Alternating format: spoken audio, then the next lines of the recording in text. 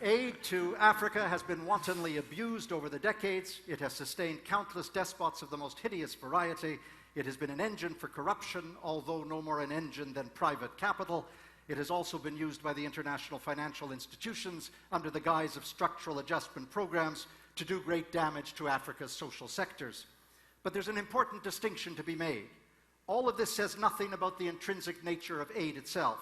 It says everything about donor governments, multinational corporations, and the World Bank and International Monetary Fund, who were perfectly content to use aid in the most manipulative and destructive ways imaginable. It takes two to orchestrate dictators, corruption, and Reaganomics. In those particulars, there is some agreement. What Dambisa Moyo's book fails to acknowledge, I say respectfully, is the huge impact aid has had on the humanitarian imperative.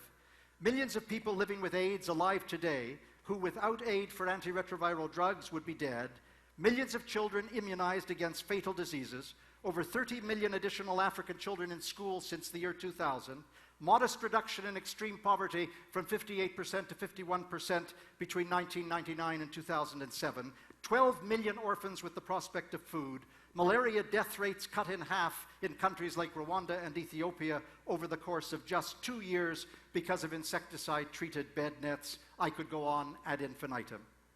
This is aid. Aid that gets to the grassroots. Aid that transforms hope in communities. It is no small matter. It is no Band-Aid. And of course, aid does much more. Dambisa Moyo makes the point that Botswana is the best example of an African government, democratic in character, using a modern mix of investment and free markets to build a strong economy.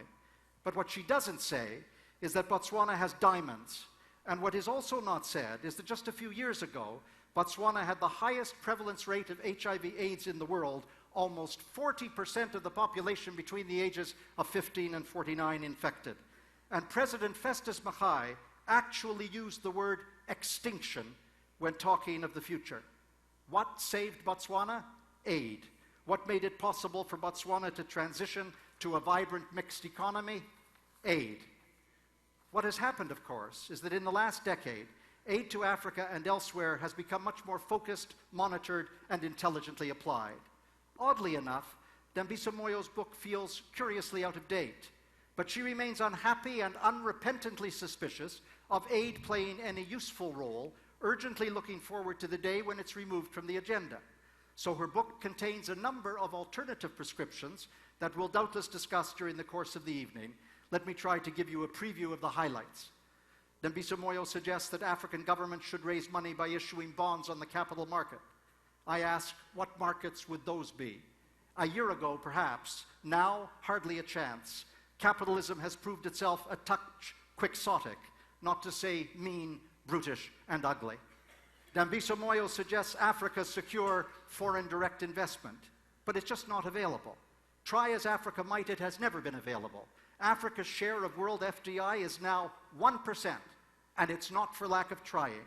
The countries are too small, the regional groupings ineffectual, the sense of risk overwhelming.